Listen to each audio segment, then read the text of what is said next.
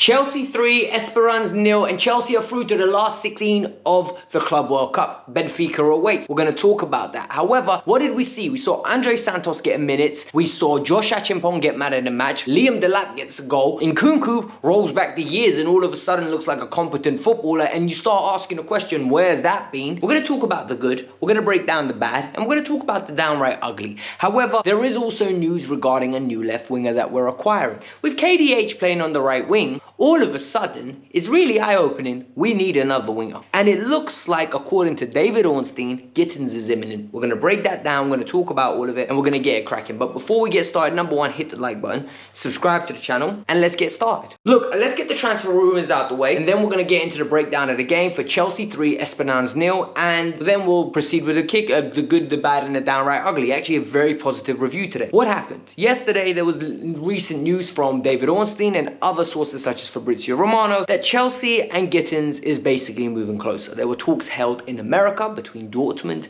and Chelsea Football Club. The Chelsea representatives and the Dortmund representatives sat down. They decided, you know what, let's have a beautiful steak, have some nice wine, and let's discuss some business.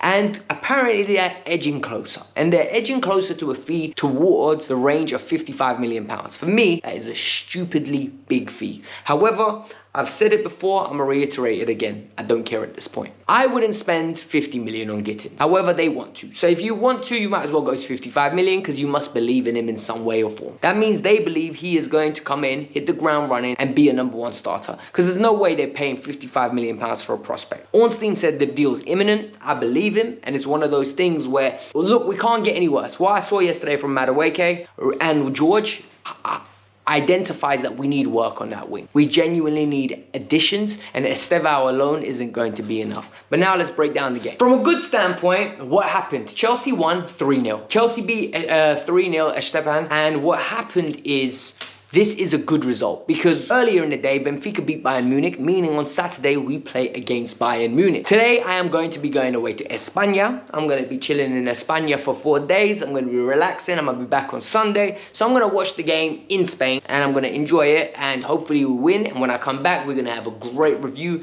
and a momentous occasion. But, and this is the big but, Chelsea have got an awful lot of money for participating in the trophy, somewhere in a range of 20 to 29 million. We got £3 million for the games that we won, and we also got 5.8 million for getting out the group. Phenomenal. This is literally good money generated that hopefully will be reintegrated into the squad, meaning we don't have to sell anyone, or the big one, we can invest.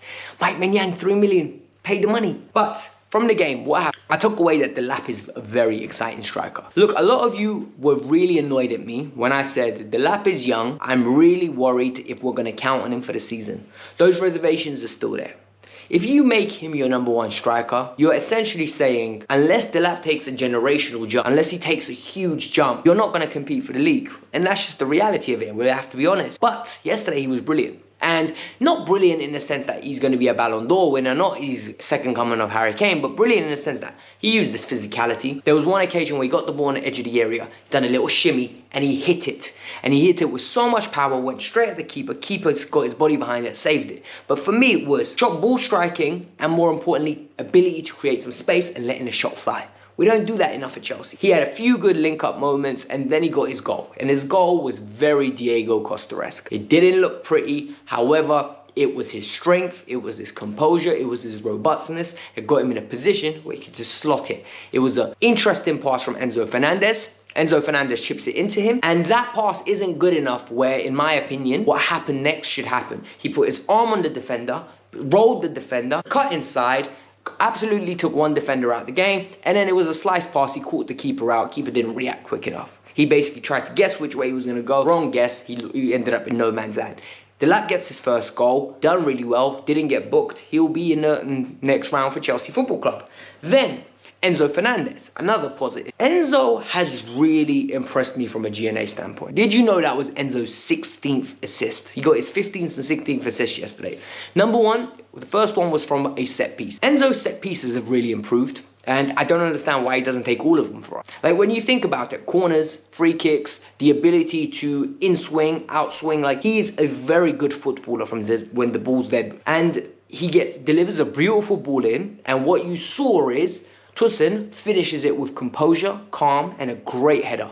People said, oh, the goalkeeper, but what's the goalkeeper meant to do? Because the ball literally goes back across the goal. The goalkeeper can't react. It hit the side netting. So it was genuinely a brilliant header from Tosin. It was an intelligent header. Then the ball to pick it out, Delap. It wasn't a great ball, but it was a brave ball. And this is what Enzo does now. He crashes the box. There was one moment in the game that was really nice to see. We got the ball right to KDH. KDH on the right-hand side crosses it in. And what you saw was Enzo crashed the box in the middle. Delap crushed the front post, and the ball bounced in the back post. Enzo turns around and sees Madueke's late.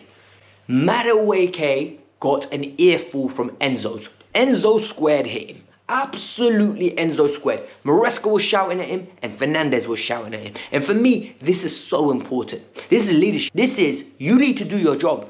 It doesn't matter if it's like a Tunisian side. It doesn't matter if it's a Club World Cup game that we're expected to win. You step up, you do your job, you do the fundamental running, and you make it to that position for a tap-in. It's what we work for. Standards. I love it. Absolutely love that from Enzo Fernandez. Now we need to talk about my man of the match. Josh Achiong is special. And I'm not saying he's special because of what I saw yesterday. I'm saying he's special based on what I've seen of him in the Chelsea kit. What he was doing yesterday, though, let's break it down. Number one, he started the game a little bit shaky, 5 minutes. A young player starts the game a little bit shaky, gives the ball away a few times. What does that tend to do? Sometimes confidence will drop, players will go into their shell. Not this kid. Gets the ball. We're playing against deep blocks. What do you need against deep blocks? You need players to commit men.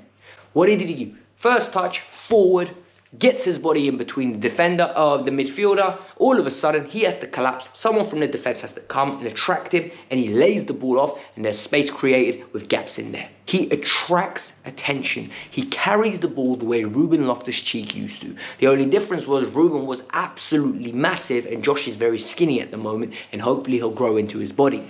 And for me, it was very easy to see Josh is growing in confidence. Yes, there were a few occasions people said, oh, Josh gave the ball away. Let me explain to you something.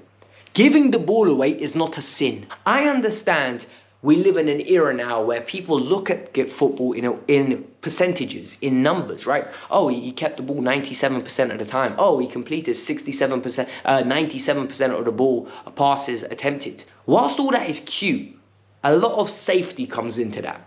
What Josh does is he encourages people towards him, plays a quick 1-2 pass or something into a congested area where the risk is a little bit higher, but the reward is significantly better. Because what you do is you question the defenders and the midfielders of what do? Do they sit? Do they attract themselves? And for me, honestly, Josh took a pot shot from far out. He was amazing. Like, what this brings to me is we need to have a serious discussion. Gusto Josh Achiong. Because Josh can't be third choice. Josh is far too good and his performances are far too good for him to be sitting behind Gusto. We then need to talk about the rest of the first choice team, right? Palmer got a rest, Caicedo got a rest, Neto got a rest, Colwell got a rest, he was sick, Reece James got a rest, he was sick, and Sanchez got a rest, Cucurella got a rest. We didn't see these players. Maresca risked it and he got his chocolate biscuit. Like, he got his cake. He absolutely risked something in his recipe and it came out beautifully. He rotated 8 players. He gave a lot of other players opportunity and those players didn't let him down. When the manager does that, you praise him.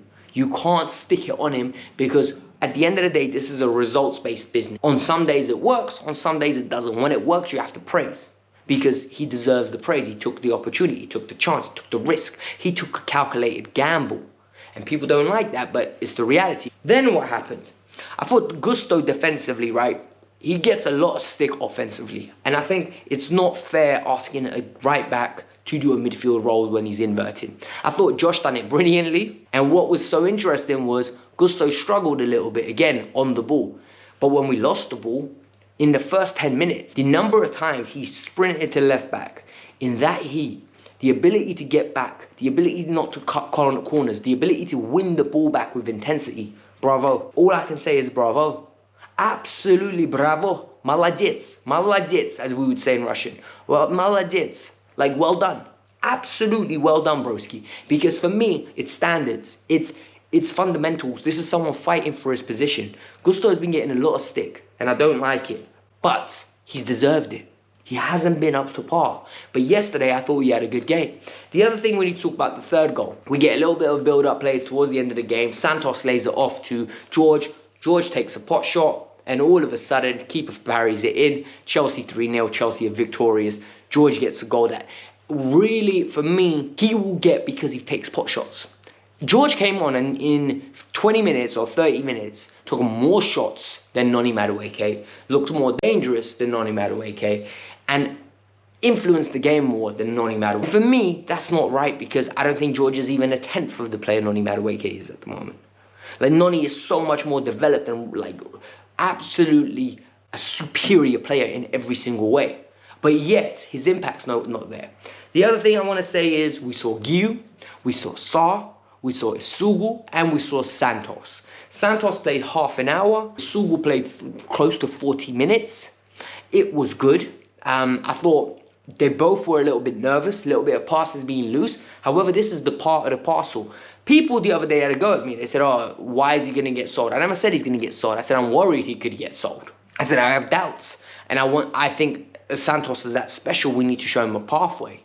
People just don't listen sometimes, but it's okay. It's part of the parcel of making content. Some people don't just absorb content in a different way. What I'm saying is, Santos came on, got an assist. I'm not going to rave and rant about it. I just thought it was really nice to see that. He got half an hour. We had strength and depth coming off the bench. How refreshing was that? Last year, we were worried, right? What are we going to bring off the bench? This year, what we've done so far is Caicedo's sitting in cotton wool and relaxing with a nice blanket, most probably, have a nice espresso, chai latte, whatever he wants to drink, broski. Yet, you've got Isugu coming on, Santos coming on, and we are just refreshing our midfield and looking amazing. Beautiful. Absolutely beautiful. There are two things I want to talk about from the ugly and the bad side. And the ugly thing, what I want to talk about is Noni Madueke. I think Noni Madueke, this is the ugly truth. I thought he had a bad game. And I'm going to explain to you why he had a bad game. And then I'm going to explain to you why this is becoming a habit and what I don't like. I feel like there are two things happening. I think Noni isn't performing well enough. I dropped my pen. Noni isn't performing well enough. And the reason he's not performing well is 50% his fault, 50% on the manager. Noni is a right winger. Asking Noni to play on the left wing is basically asking me to speak Portuguese or Spanish to a fluent level. I can try, I'll explain myself, I'll most probably struggle, people will laugh at me, but I'll get my point across. However, I know it's going to be nowhere near as effective if I'm speaking Russian, if I'm speaking Azerbaijani, if I'm speaking Turkish, or if I'm speaking English. It's because we're stuck in different paradigms. He's a right winger who's consistently played right wing for his whole life. Now you're asking him to be a left winger who doesn't have a right foot. Logic. Come on, man. Every part of him wants to come inside, but every part of him knows he can't come inside. He's not confident enough. He doesn't have the mechanics to come on his right foot. And what happens is he plays safe. There was one occasion where he nutmegged the guy, got around, poor ball in on his left foot. And in that situation, you're like, yo, the decision making's off. And for me, if a bid of 50 million comes in and we know there's interest in him, sell him. Like, sell him. Because what you're doing now is you've made your decision. The two players you're going to keep are Pedro Neto and you're going to keep Estevao on the right wing. You've got a left winger in Gittens who you're going to get, and that's it. For me, you get one of those players that can play in the 10 or one of those players that can play in the left wing that we spoke about the other day, and sell Noni. Because this isn't working out for both parties. The club and Enzo Maresca made their decision. Neto and Estevao are the right wingers. So what's happening now is he's playing on the left wing basically as a body to fill there. He's not up to the level. The bad. KDH should not be starting on the right wing. We should have a winger in the academy or Tariq George starting in that position. I don't understand what's going on. Like, why on earth is Tariq not starting that game? He's a winger that should be playing for Chelsea Football Club ahead of a centre midfielder on the right wing. I don't like it. KDH is leaving the club. He's playing out of sentiment and he's playing out of thank you for what you've done for us last season. That football shouldn't operate like this. And the other thing, people said Badiashile had a good game. Yo, Badiashile was overly aggressive, gave away so many stupid fouls that on another day, in the first half, we get punished. He gave away 3 fouls because he tried to overpower the smaller guy. And he was overly aggressive in his challenges. You need to find the balance. When you find the balance, we look like a better team. He's a good player, but he needs to get that out of his game. And the only way he'll get that out of his game is by playing. So they need to find a way to get him out of the team in some way or form. But this was the Kavkas View. Like I said, hit the like button. Subscribe to the channel. We're like, I think, a few people away from 41,000. I'd greatly appreciate it if we did that early. So please support the channel now. But it is what it is. Peace out. I'm out. Have a lovely day and see you on Sunday.